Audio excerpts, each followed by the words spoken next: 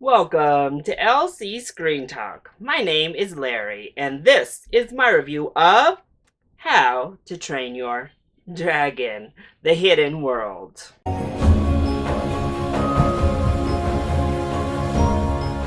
Toothless here was trying to create possibly the greatest Dreamworks animation trilogy to date. And if I'm being honest, one of my personal favorite trilogies of all time because I absolutely adore How to Train Your Dragon and maybe even a little bit more How to Train Your Dragon 2. I thought it was so good. Naturally, I was so looking forward to this film. It was my fourth most anticipated movie of the year. The trailers mesmerized me, and I couldn't wait to get back into the theater and experience more time with these characters in this world, although I was slightly dreading it because I knew this was the conclusion to the story. So does it live up to such lofty expectations, such big early praise? Yeah, it possibly even exceeded it. I loved this film. Oh, it was so good. So let's go ahead and start off with the positives. First of all, the animation is absolutely stunning, which is a staple of this franchise. But honestly, they took us to new places and gave us new styles we had yet to see, and they took my breath away. When we enter that hidden world, it is breathtaking. Like, just amazing.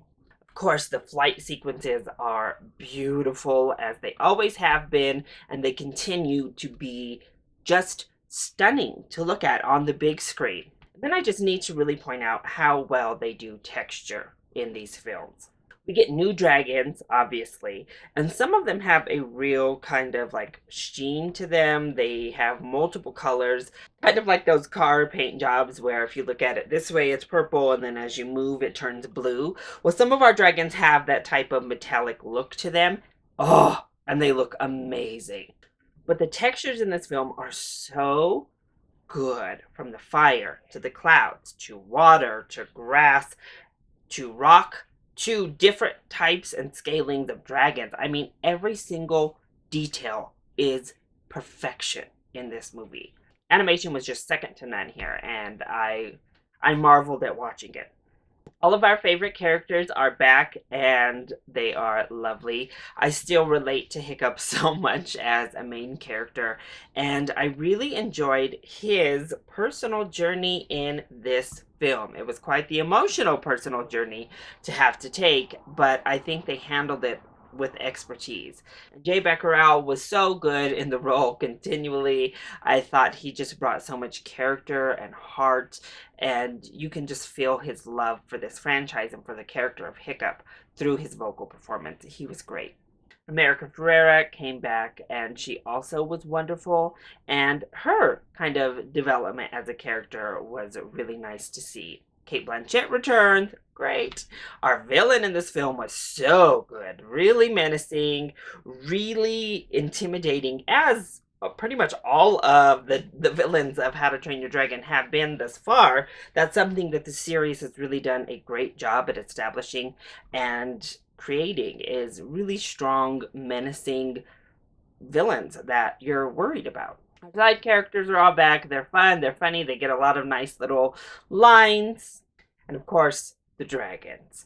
Toothless, he stole my heart yet again. Each and every movie, he continues to just steal my heart. He is so cute, such a character, such an emotive, wonderful dragon, and it's in spades here. The connection between he and Hiccup is omnipresent. It's so pure and beautiful. His connection with the new Light Fury is magnificent, and their interactions together really provide for some of the best comedic moments of the film. The Light Fury herself is amazing. I thought she was so beautiful. Her character was beautiful.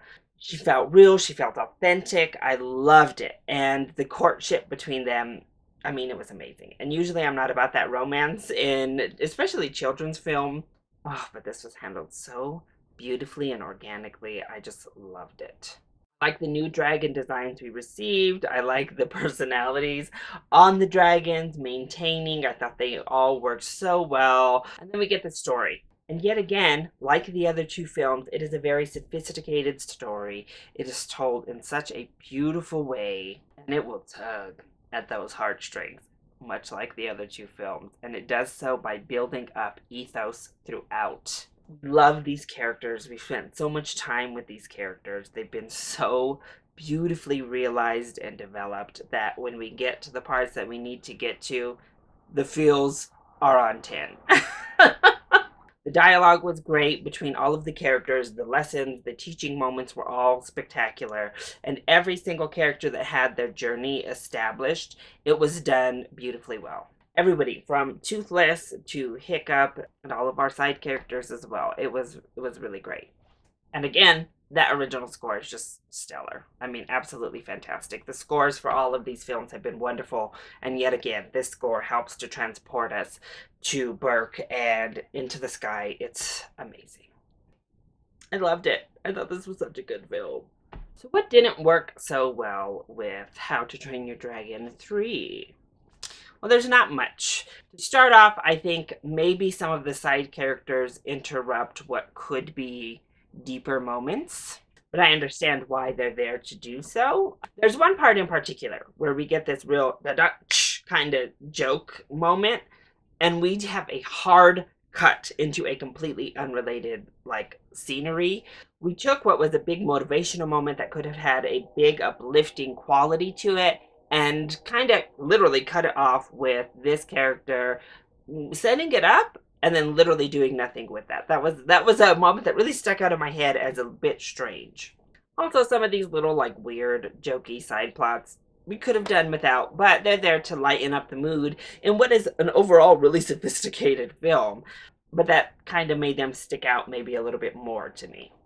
That's kind of it. A couple kiddie jokes that don't quite land are all that I had a problem with in this film. I thought it was pretty darn perfect. I loved how it tied into mythology. I loved the earned and respected emotion. I loved the respect to these characters. I enjoyed the story that was being told. And I thought it was just a really magnificent and beautiful cap to an amazing animated trilogy. So, without a shadow of a doubt, my recommendation is a full price ticket for How to Train Your Dragon, The Hidden World. And if you can, see it on the biggest screen possible because it is absolutely stunning and needs to be seen on the big screen. So go out and support this one. It's really, really a well done, beautiful film. So that is my review of How to Train Your Dragon, The Hidden World. I hope you enjoyed it. If you did, go ahead, click like down below and subscribe to the channel so you are always up to date on our latest videos. Also, join in on the discussion. Are you excited to see How to Train Your Dragon, The Hidden World? And what are your thoughts on the first two films in the trilogy? Let me know either in the comment section down below or you can hit me up on Twitter. I love you all so much for your support. Mwah! Thank you for watching and I'll see you next time. Bye!